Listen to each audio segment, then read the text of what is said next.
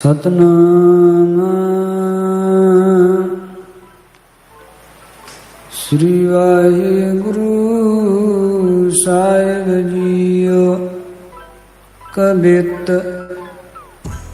लैके संग नाहनेश गुरु जगदीश हूँ को खेल बे आखिर के बहाने बन गाई फिर दूर दूर लाजूर सो बखान बाक हेरो प्रभ पूरन जहाँ को चित चाही लैके संग नाहनेश गुरु जगदीश को खेल बे आखिर के बहाने बन गाई। वाहिगुरु जी का खालसा वाहिगुरु जी की फतेह। परम सन्मानयोग सतगुरां दी साजी अते निवाजी गुरु प्यारी गुरु सवारी गुरु स्वरूप गुरु खालसा साध संगत जीओ बहुत ही वडभागे हो जो के संध्या काल दे सजे हुए पावन पवित्र दरबारां अंदर चवर छत्र तख्त दे मालक गुरता गद्दी पर विराजमान दसों ही पातशाहियां दे आत्मक स्वरूप जाहरा जहूर हाजरा हजूर सर्ब कला भरपूर धन धन धन सतगुरु साहिब श्री गुरु ग्रंथ साहिब महाराज साहिब जी दियां हाजरियां भर रहे हो सजे हुए पावन संध्या काल दे दीवाना अंदर अमृत रूप चल रही लड़ीवार गुर इतिहास दी पावन कथा विचार दा समा होया। मनोबिरतियां दे तारे एकाग्र करदिया होया पावन पवित्र कल्याणकारी सतगुरां दा इतिहास गुरु जस सरवण कर लाह प्राप्त करना करिए। सो कल दे दीवाना अंदर आप गुर सिख संगतां प्रसंग सरवण कीता कि कलगीधर पातशाह सतगुरु जी नाहनपुरी दे विच पहुंचे है। मेदनी प्रकाश राजे ने सतगुरां दा बड़ा अदब सत्कार कीता। सतगुरां दा उचित स्थान ते पड़ा लगवा के हर तरह दी सेवा जिहड़ी है वो कमाई है। रात गुजरी ते दिने सतगुरां कोल फिर मेदनी प्रकाश राजा आया ते बिनय करदा सतगुरु जी सारा ये देश आप जी दा ही है। जिहड़ा भी स्थान उचित जानो उथी आप अपने हेतु किला उसार के रह सकते हो। सतगुरु जी कहन लगे राजन इस इलाके तो तुसी ज़्यादा अवगत हो जानू हो ते तुसी ही स्थान विखाओ सानू साडे नाल चलो। राजा कहन लगा जी बहुत वड्डी खुशी दी गल है ਦਾਸ ਨੂੰ ਆਪਣੇ ਨਾਲ ਲਿਜਾਣ ਹੇਤੂ ਆਪ ਜੀ ਨੇ ਉਚਿਤ ਲਖਿਆ। ਸੋ ਮੈਂ ਅੱਜ ਰਾਜ ਦੇ ਕਾਰ ਵਿਹਾਰ ਕਰ ਲਵਾਂ, ਕੱਲ ਨੂੰ ਤੁਹਾਡੇ ਨਾਲ ਚੱਲਾਂਗਾ। ਇਸੇ ਤਰ੍ਹਾਂ ਦਿਨ ਗੁਜ਼ਰਿਆ, ਰਾਤ ਲੰਘੀ। ਅਗਲੇ ਦਿਨ ਮੇਦਨੀ ਪ੍ਰਕਾਸ਼ ਰਾਜਾ ਸਤਿਗੁਰਾਂ ਕੋਲ ਆਇਆ।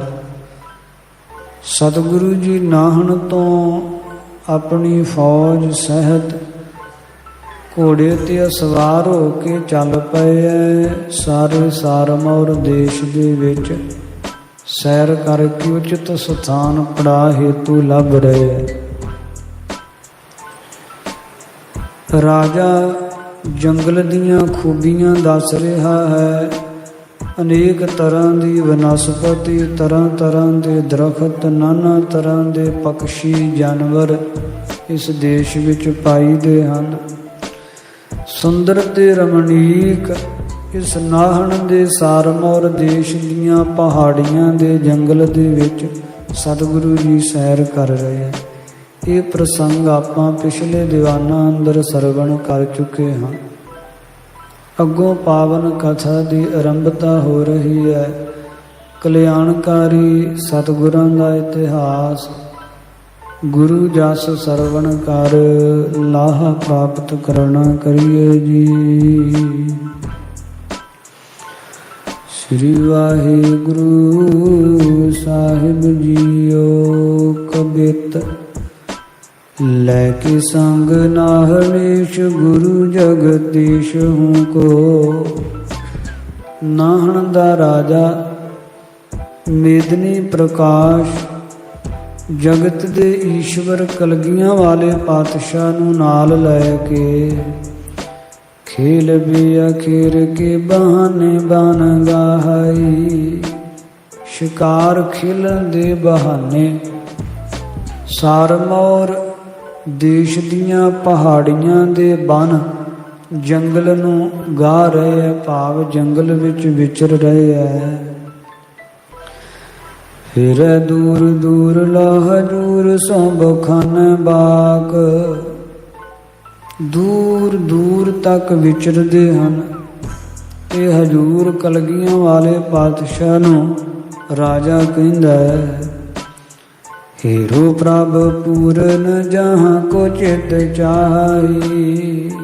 ਇਹ ਸਤਿਗੁਰੂ ਜੀ ਵੇਖੋ ਇਸ ਜੰਗਲ ਨੂੰ, ਵੇਖੋ ਇਸ ਇਲਾਕੇ ਨੂੰ। ਜਿੱਥੇ ਆਪ ਜੀ ਦੀ ਚਾਹਨਾ ਹੋਵੇ, ਇੱਛਾ ਹੋਵੇ, ਉੱਥੇ ਆਪ ਉਚਿਤ ਸਥਾਨ ਰਹਿਣ ਵਾਸਤੇ ਮੁਕਰਰ ਕਰੋ। ਹੋਏ ਸਭ ਰੀਤ ਸੁਖ, ਕੋਈ ਰੁੱਤ ਮੈਂ ਨਾ ਦੁੱਖ। ਸਤਿਗੁਰੂ ਜੀ ਇੱਥੇ ਨਾ ਸਾਰੀਆਂ ਰੁੱਤਾਂ ਵਿੱਚ ਹੀ ਸੁੱਖ ਹੁੰਦਾ ਹੈ, ਕੋਈ ਦੁੱਖ ਹੁੰਦਾ ਹੀ ਨਹੀਂ। ਗਰਮੀ ਹੋਵੇ ਤੇ ਤਾਂ ਵੀ ਇਹ ਵਨਸਪਤੀ ਦੇ ਕਾਰਨ ਇੱਥੇ ਠੰਡਕ ਤੇ ਬਹੁਤ ਹਰਿਆਵਲਤਾ, ਸਬਜ਼ਾਜ਼ਾਰ ਹੋਣੇ ਕਾਰਨ ਬਹੁਤ ਠੰਡਾ ਮੌਸਮ ਰਹਿੰਦਾ ਹੈ।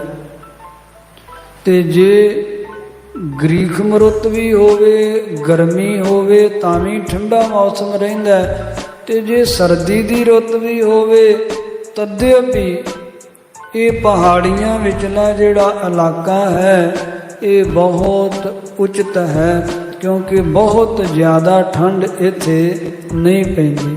ਸੋ ਦੋਨਾਂ ਹੀ ਰੁੱਤਾਂ ਦੇ ਵਿੱਚ ਅਥਵਾ 6 ਹੀ ਰੁੱਤਾਂ ਦੇ ਵਿੱਚ ਕਿਸੇ ਪ੍ਰਕਾਰ ਦਾ ਦੁੱਖ ਨਹੀਂ, ਹਰ ਤਰ੍ਹਾਂ ਦਾ ਸੁੱਖ ਹੈ ਇੱਥੇ। ਦੀਜੈ ਪੁਰ ਮਾਏ ਮੁਖ ਇਹਾ ਨਿਰਬਾਈ। ਦੀਜੈ ਫਰਮਾਏ ਮੁਖ, ਆਪਣੇ ਸੁਭਾਏਮਾਨ ਮੁਖਾਰਬਿੰਦ ਦੇ ਵਿੱਚੋਂ ਆਪ ਫਰਮਾਓ।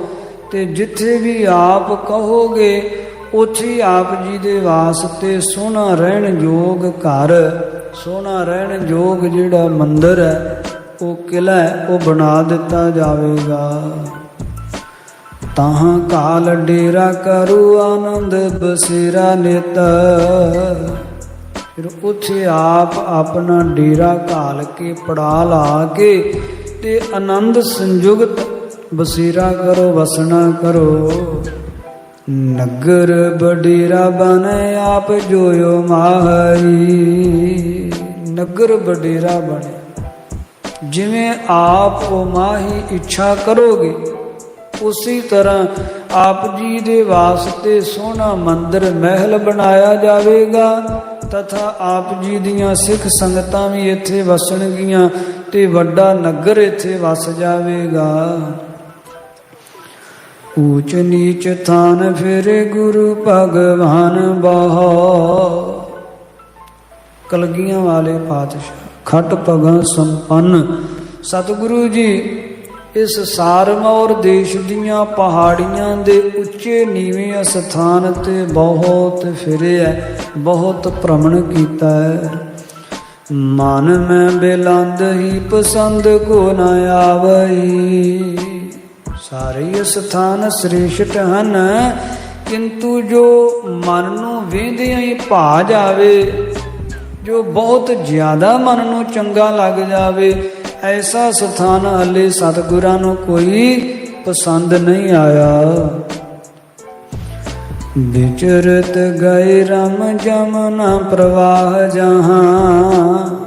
विचरदियां ਉੱਥੇ चले गए है जिथे जमुना नदी दा प्रवाह चलदा, जिथे जमुना नदी दा प्रवाह है।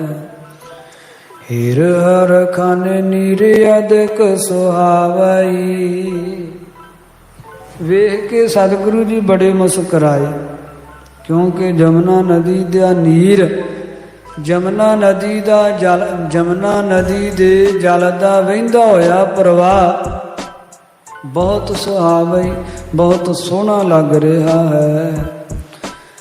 दीर्घ जो दून ताकि दुच कद चगुन करे। दीर्घ जो दून ताकि दुत को चौन करे। जड़ी दून है बड़ी दीर्घ वड्डी है। सारमौर देश की दून बड़ी वड्डी है ते ओदी दुत शोभा नूं चौन करे। 4 गुणा अधिक शोभा संयुक्त करदी है वहिंदी जमुना नदी जिहड़ी है। लोकन ते सुन बन जहां दृष्टावई। लोकां तो सुनिया थां है अर्थात एकांत जगह है ते बड़ा सुहावई सोहना इलाका है। बहुत सुंदर रमणीक स्थान गुरां दे मन नूं बड़ा पाया। सब जी के हार है कि सब जी बहार है। सब जी के हार सारियां दे जी नूं हिरदे नूं हर लैण वाला मोह लैण वाला इलाका है ते सब्जी बहार है। बड़ी सब्जा जार है जिथे ते बड़ी सुंदर सोहनी बहार बनी हुई है। सो मंजस बिहार है आनंद उपजावई। मंजस बिहार है। मंजस नाम जिहड़ा मन नूं पाउण वाला है। मंजस नाम मनोहर मन नूं हर लैण वाला। ऐसी सोहनी बहार है जिन्हों वेंदिआं ही मन विच आनंद पैदा हुंदा है, खुशी खेड़ा उत्पन्न हुंदा है।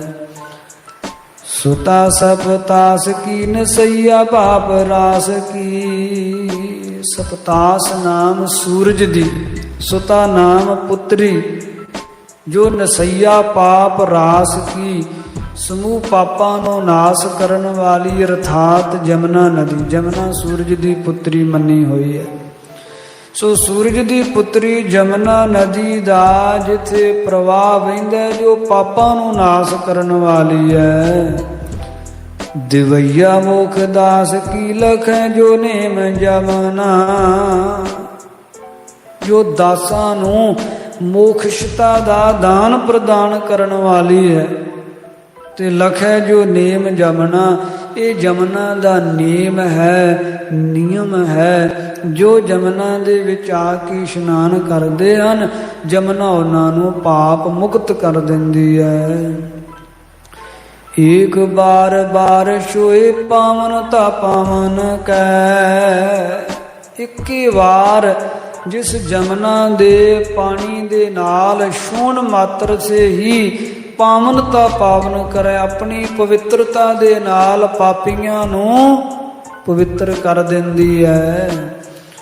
ਪਾਨ ਤੇ ਇਸ਼ਨਾਨ ਤੇ ਦੁਖ ਤਿਨ ਜਮਨਾ, ਫਿਰ ਜਿਹੜੇ ਜਮਨਾ ਨਦੀ ਦਾ ਜਲ ਪਾਨ ਕਰ ਲੈਂਦੇ ਐ, ਜਮਨਾ ਨਦੀ ਦੇ ਵਿੱਚੋਂ ਇਸ਼ਨਾਨ ਕਰ ਲੈਂਦੇ ਐ, ਉਹਨਾਂ ਨੂੰ ਜਮ ਨਾ ਦੁਖਤ ਤਿਨ, ਜਮ ਦੁਖਦਾਈ ਨਹੀਂ ਹੁੰਦੇ, ਅਰਥਾਤ ਉਹ ਜਮਾਂ ਦੇ ਦੁੱਖ, ਜਮਾਂ ਦੇ ਬੰਧਨਾਂ ਤੋਂ ਛੁੱਟ ਜਾਂਦੇ ਐ।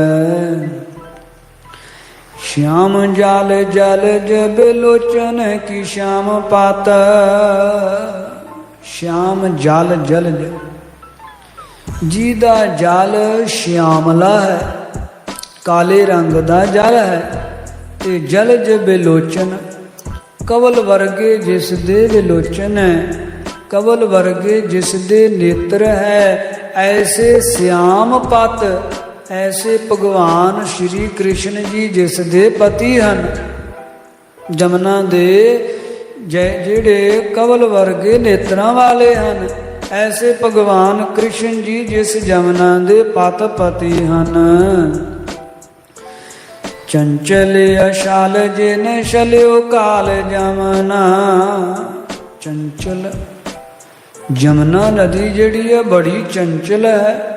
ਅਸ਼ਾਲ ਜਿਹਦੀਆਂ ਛੱਲਾਂ ਬੜੀਆਂ ਵੱਡੀਆਂ ਵੱਡੀਆਂ ਹਨ, ਤੇ ਜਿਨ ਛਲਿਓ ਕਾਲ, ਜਿਹਨੇ ਕਾਲ ਨੂੰ ਵੀ ਛਲ ਲਿਆ ਹੋਇਆ ਹੈ, ਭਾਵ ਜਮਨਾ ਜਿਹੜੇ ਉਹਦੇ ਵਿੱਚ ਆ ਕੇ ਇਸ਼ਨਾਨ ਕਰਦੇ ਹਨ, ਉਹਨਾਂ ਨੂੰ ਜਮਾਂ ਦਾ ਕਾਲ, ਜਮਾਂ ਦਾ ਡਰ ਨਹੀਂ ਰਹਿ ਜਾਂਦਾ।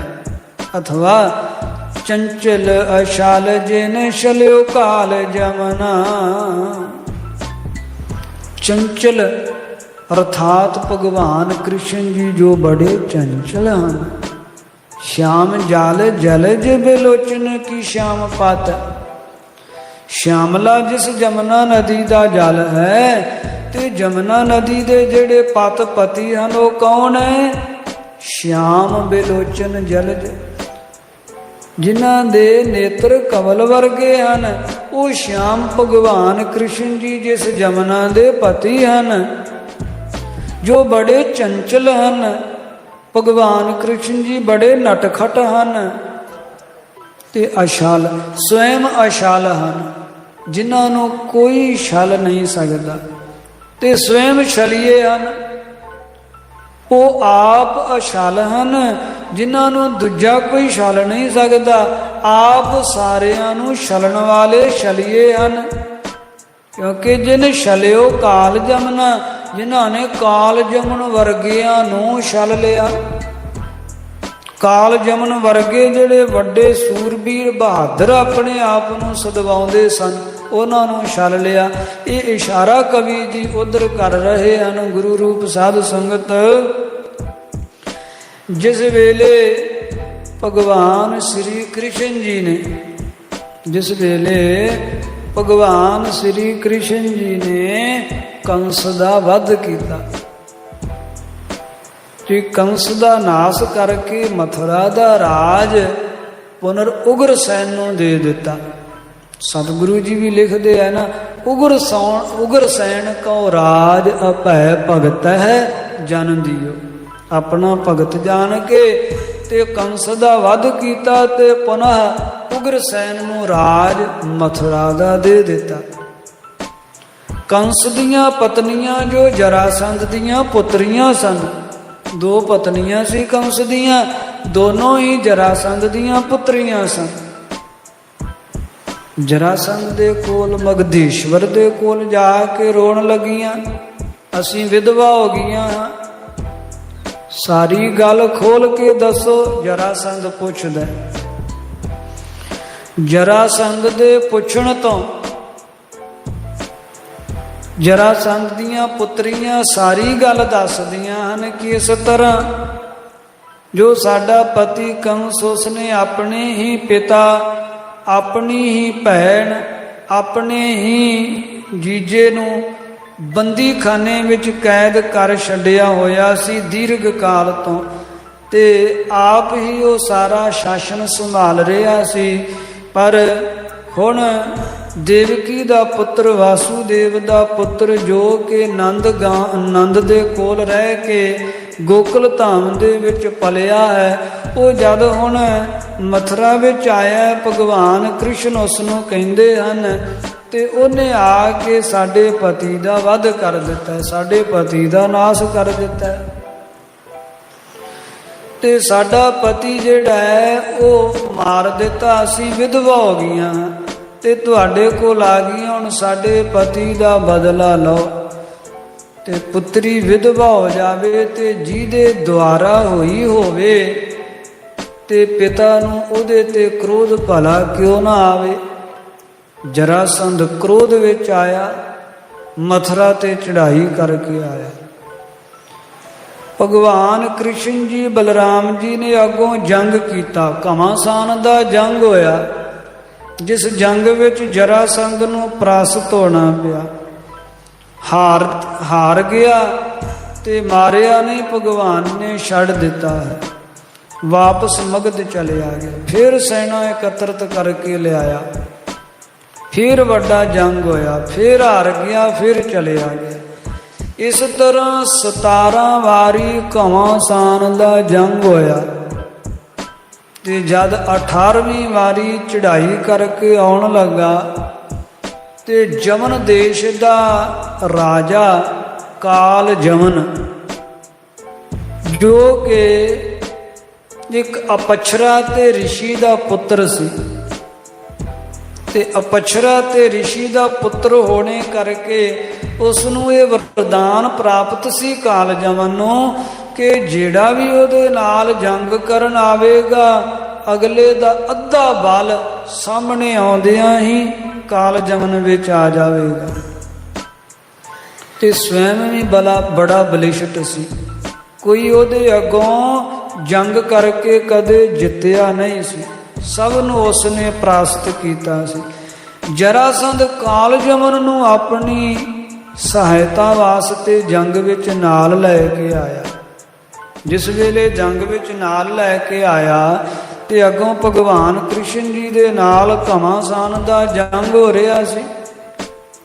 ਭਗਵਾਨ ਕ੍ਰਿਸ਼ਨ ਜੀ ਦੇ ਨਾਲ ਜਦੋਂ ਕਾਲ ਜਮਨ ਦਾ ਭੇੜ ਹੋਇਆ, ਮਿਲਾਪ ਹੋਇਆ ਜੰਗ ਵਿੱਚ, ਤੇ ਭਗਵਾਨ ਕ੍ਰਿਸ਼ਨ ਜੀ ਜੰਗ ਵਿੱਚੋਂ ਨੱਠ ਤੁਰੇ ਤੇ ਕਾਲ ਜਮਨ ਮਗਰ ਮਗਰ, ਤਾਂ ਹੀ ਭਗਵਾਨ ਕ੍ਰਿਸ਼ਨ ਜੀ ਨੂੰ ਭਗੌੜਾ ਵੀ ਕਿਹਾ ਜਾਂਦਾ। ਸੋ ਭਗਵਾਨ ਕ੍ਰਿਸ਼ਨ ਜੀ ਅੱਗੇ ਅੱਗੇ ਤੇ ਕਾਲ ਜਮਨ ਮਗਰ ਮਗਰ। ਸਾਧ ਸੰਗਤ, ਮਥੁਰਾ ਵਿੱਚ ਜੰਗ ਹੋ ਰਿਹਾ ਸੀ ਤੇ ਮਥੁਰਾ ਦੇ ਨਿਕਟ ਹੀ ਇੱਕ ਮਚਕੁੰਦ ਰਿਸ਼ੀ ਦੀ ਗੁਫਾ ਸੀ।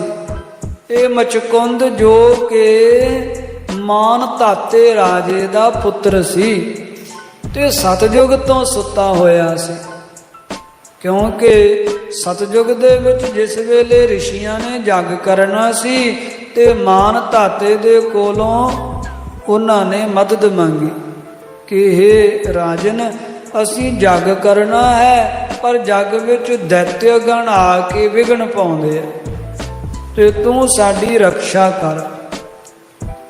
ਤੇ ਸੁਣ ਕੇ ਜਿਹੜਾ ਇਹ ਰਾਜਾ ਸੀ ਮਾਨ ਧਾਤਾ, ਇਹਨੇ ਫਿਰ ਆਪਣਾ ਇਹ ਛੋਟਾ ਸੁਪੁੱਤਰ ਜਿਹੜਾ ਸੀ ਨਾ ਮਚਕੁੰਦ, ਇਹਨੂੰ ਰਿਸ਼ੀਆਂ ਦੀ ਮਦਦ ਵਾਸਤੇ ਭੇਜ ਦਿੱਤਾ। ਦੀਰਘ ਕਾਲ ਅਰਥਾਤ 12 ਸਾਲ ਜੱਗ ਹੋਇਆ ਤੇ 12 ਸਾਲ ਇਹ ਖਲੋ ਕੇ ਪਹਿਰਾ ਦਿੰਦਾ ਰਿਹਾ, ਕੋਈ ਦੈਤਯ ਗਣ ਵਿਘਨ ਨਾ ਪਾ ਸਕੇ ਜੰਗ ਵਿੱਚ, ਕੁਝ ਵਿਸ਼ਰਾਮ ਵੀ ਨਹੀਂ ਕੀਤਾ, 12 ਸਾਲ ਖਲੋ ਕੇ ਪਹਿਰਾ ਦਿੰਦਾ ਰਿਹਾ। ਜਗ ਦੀ ਸੰਪੂਰਨਤਾ ਹੋਈ ਤਾਂ ਉਸ ਵੇਲੇ ਫਿਰ ਰਿਸ਼ੀਗਣ ਪ੍ਰਸੰਨ ਹੋਏ ਤਾਂ ਪੁੱਛਦੇ ਆ ਕਿ ਇਹ ਮਚਕੁੰਦ, ਅਸੀਂ ਪ੍ਰਸੰਨ, ਜੋ ਇੱਛਾ ਉਹ ਵਰਦਾਨ ਮੰਗ ਲੈ। ਸੁਣ ਕੇ ਮਚਕੁੰਦ ਕਹਿਣ ਲੱਗਾ, ਰਿਸ਼ੀਵਰ, ਇੱਛਾ ਤੇ ਹੋਰ ਕੋਈ ਨਹੀਂ ਹੈ, 12 ਸਾਲ ਹੋ ਗਏ ਆ ਵਿਸ਼ਰਾਮ ਨਹੀਂ ਕੀਤਾ, ਹੁਣ ਮੈਂ ਕੁਝ ਕਾਲ ਵਿਸ਼ਰਾਮ ਕਰਨਾ ਚਾਹੁੰਦਾ ਹਾਂ पर मेरे विश्राम विच कोई बाधा ना बने, कोई विघन ना पसारे। ते सुन के ऋषिवर कहन लगे तथास्तु, इसे तरह होवेगा। जे कोई विघन पसारेगा, तेनों सुते होए नूं उठावेगा, ते जद तेरी दृष्टि पवेगी ते वो भस्म हो जाएगा। सो इसी तरह वर लैके सतयुग तो मचकुंद गुफा विच सुता होया सी। सतयुग लंघ गया, त्रेता भी लंघ गया, द्वापर युग आ गया। एक ते मचकुंद नूं उठाउणा सी, ते द्वितीय जिहड़ा काल जवन सी, ये जवनी सी, जवन देश दा सी। ते भगवान कृष्ण जी जे स्वयं अपने हथी इसदा वध करदे ते इहने मुक्त हो जाना सी, ते इहनूं हाले मुक्त करना नहीं सी। इस कारण वस भगवान कृष्ण जी हो रहे मथुरा विच जंग दे विच जदों काल जमन नाल भेड़ होया ते नठ तुरे भगौड़े बन गए।